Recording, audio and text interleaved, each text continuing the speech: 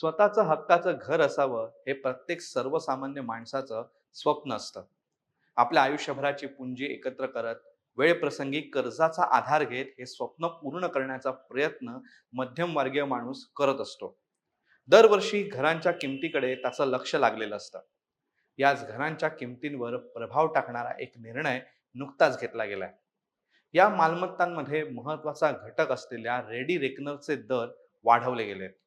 नवीन आर्थिक वर्षात म्हणजेच 1 एप्रिल 2025 पासून हे नवीन दर लागू होतील. नक्की हे दर आहेत काय? त्यांच्या घरांचा किमतींवर कसा परिणाम होणार आहे?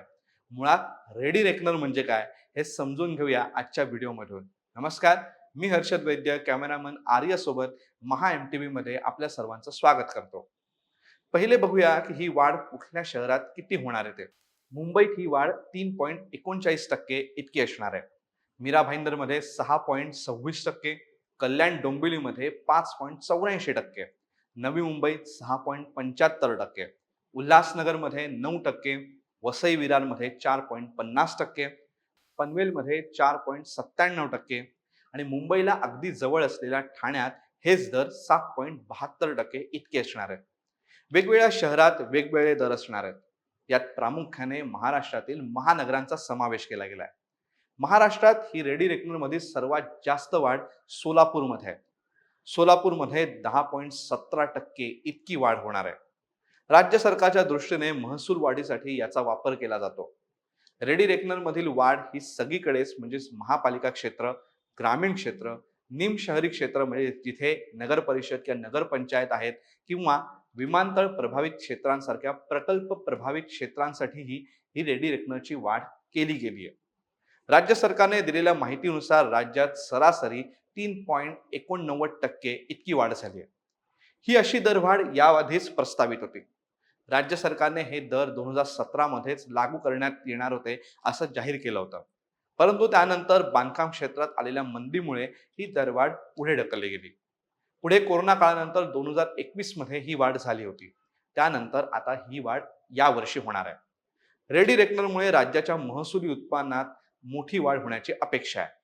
आता बघूया हे रेडी रेकनर म्हणजे नेमकं काय असतं आणि तो कसा ठरवला जातो आणि त्याचा घरांच्या किमतीवर कसा परिणाम होणार आहे. मुळात रेडी रेकनर म्हणजे काय, तर राज्यातील मालमत्तांचे राज्य सरकारकडून ठरवली गेलेली किमान मूल्य. या मूल्याच्या खाली आपल्याला मालमत्तेचे व्यवहार करता येत नाहीत. या मूल्याच्या प्रमाणात राज्य सरकारांकडून मुद्रांक शुल्क म्हणजेच स्टॅम्प ड्युटी आकारली जाते. आता हा दर ठरवतात कसा, तर त्यासाठी आधी त्या मालमत्तेचे, ती मालमत्ता ज्या विभागात आहे त्यात किमान वर्षभरात झालेल्या मालमत्तांच्या व्यवहारांचे सरासरी मूल्य काढलं जातं. त्याचबरोबर त्या विभागात कोणती विकास कमी झाली आहेत त्याचाही विचार या रेडी रेकनरचे दर ठरवण्यासाठी केला जातो.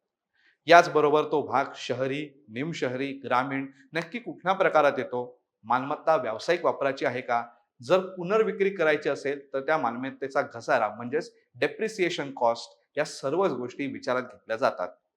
उदाहरण घ्यायचं झालं तर एखाद्या विभागात 4,000 प्रति चौरस फूट आणि 6,000 प्रति चौरस फूट अशा दरांनी व्यवहार झालेत, तर त्याचे सरासरी मूल्य येतं 5,000 प्रति चौरस फूट. म्हणजे त्या प्रभागातील रेडी रेकनरचा दर हा 5,000 प्रति चौरस फूट झाला.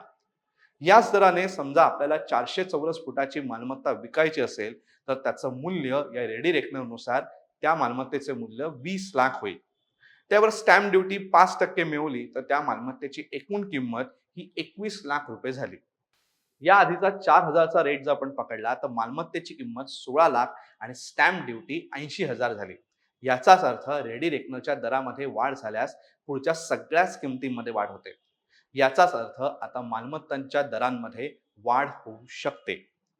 मुंबई शहरात जरी ही वाढ कमी असली तरी बाकीच्या शहरांमध्ये ही वाढ जास्त झाल्यामुळे मालमत्तांच्या किमती वाढू शकतात. नवीन मालमत्तांबरोबरच पुनर्विक्रीच्या मालमत्तांसाठी हा बदल होऊ शकतो. याआधी मुद्रांक शुल्कात फेरफार करून त्यामुळे मालमत्तांची किंमत कमी दाखवून ग्राहकांची तसेच सरकारची फसवणूक केली जायची. यातून काळ्या पैशाला उत्तेजन मिळत असे.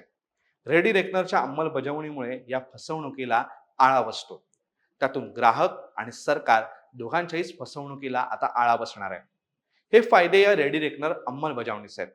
या रेडी रेकनर वाढीमुळे होणाऱ्या परिणामांबाबत स्पष्टीकरण देताना राज्याचे महसूल मंत्री चंद्रशेखर बावनकुळे यांनी मध्यमवर्गीयांना कुठलाही अतिरिक्त बोजा पडेल अशी व्यवस्था केली जाणार नाही असं सांगितलं होतं. रेडी रेकनरची काटेकोर अंमलबजावणी करत ग्राहकांची होणारी फसवणूक रोखली जाईल असंही त्यांनी सांगितलं होतं. याबाबत आम्ही या क्षेत्रातील तज्ज्ञ विद्याधर अनास्कर यांच्याशी चर्चा केली. तेव्हा त्यांनी दिलेल्या स्पष्टीकरणानुसार ही वाढ सरकारच्या महसूल वाढीसाठी उपयुक्त आहे. या व्यवस्थेच्या काटेकोर अंमलबजावणीतून ग्राहकांची फसवणूक सुद्धा रोखली जाऊ शकते आणि त्याचा फायदा अंतिमतः ग्राहकांनाच होणार आहे असं मत त्यांनी मांडलं. यावर्षी आपण मालमत्ता खरेदी विक्रीचा विचार करत असाल तर या माहितीचा आधार घेऊनच नियोजन करा आणि त्यातून होणाऱ्या फसवणुकीपासून सावध राहा. हा व्हिडिओ तुम्हाला कसा वाटला, ही माहिती तुम्हाला कशी वाटली हे कमेंट बॉक्समध्ये नक्की सांगा आणि असेच माहितीपूर्ण व्हिडिओज बघण्यासाठी महा MTVला सबस्क्राईब करायला विसरू नका आणि फेसबुक पेजला लाईक करायला विसरू नका. धन्यवाद.